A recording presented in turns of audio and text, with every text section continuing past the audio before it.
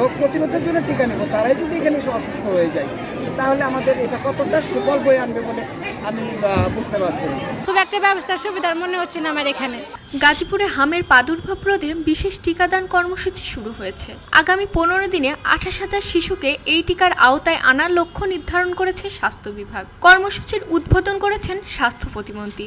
15 দিনব্যাপী এই কার্যক্রমে জেলার সদর টঙ্গী, কোনাবাড়ী, কাশিমপুর, কালিয়াকৈর, চিপুর, কাপাসিয়া, কালীগঞ্জ ও পুবাইলের বিভিন্ন এলাকায় মোট 28,000 শিশুকে হামের টিকা দেওয়া হবে। যে টেস্টটি প্রায় 2-2.5 ঘন্টা হয়ে গেল, এখানে ব্যবস্থাপনাটা আমার কাছে খুব একটা ভালো মনে হয়নি।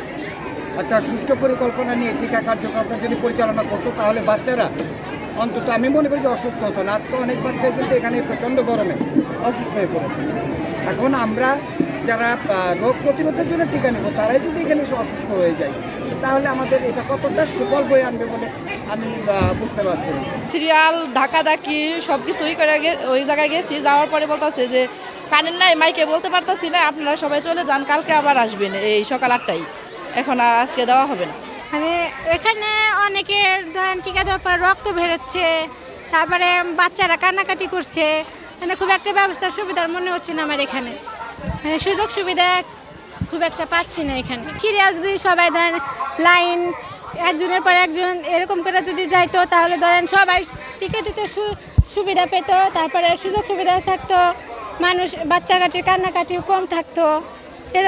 এরকম একটা ব্যবস্থা ভালো লাগছে না এখানে। কর্মসূচির উদ্বোধনকালে স্বাস্থ্য প্রতিমন্ত্রী বলেন, দেশের সব শিশুকে টিকার আওতায় আনতে সরকার এই কাজ করে যাচ্ছে। এ সময় স্থানীয় প্রশাসন ও স্বাস্থ্য বিভাগের কর্মকর্তারাও উপস্থিত ছিলেন। এই কর্মসূচির আওতায় গাজীপুরের বিভিন্ন ইউনিয়ন ও ওয়ার্ডে স্থাপন করা হয়েছে অস্থায়ী টিকাদান কেন্দ্র। ইতিমধ্যে অভিভাবকদের মাঝে ব্যাপক সাড়া দেখা গেছে। সকল 6 মাস থেকে 5 বছরের কম বয়সী মানুষ যেন এই টিকাটা তাড়াতাড়ি গ্রহণ করে। অন্য যে বিষয়গুলো আছে টিকার সরবরাহ নিয়ে, কোল্ড চেইন নিয়ে, আপনারা বুঝতেই পারছেন আমাদের সরকার অত্যন্ত দ্রুত গতিতে আমরা পদক্ষেপ নিচ্ছি। যে জায়গাগুলোতে এই ঘাটতি আছে আমরা দায়িত্ব নিচ্ছি এবং দায়িত্ব নিয়েছি, সেই ঘাটতিগুলো আমরা পূরণ করছি। কর্মসূচি শুরু হয়েছে, কর্মসূচি চলবে, কোনো রকম ঘাটতি আমরা রাখবো না। আমরা সর্বাত্মক চেষ্টা করে, বিশেষ আর বেশি প্রশ্নের দরকার নাই, মূল বক্তব্য হয়েছে আমরা দায়িত্ব নিয়ে কাজ শুরু করে দিয়েছি, কাজটা চলবে।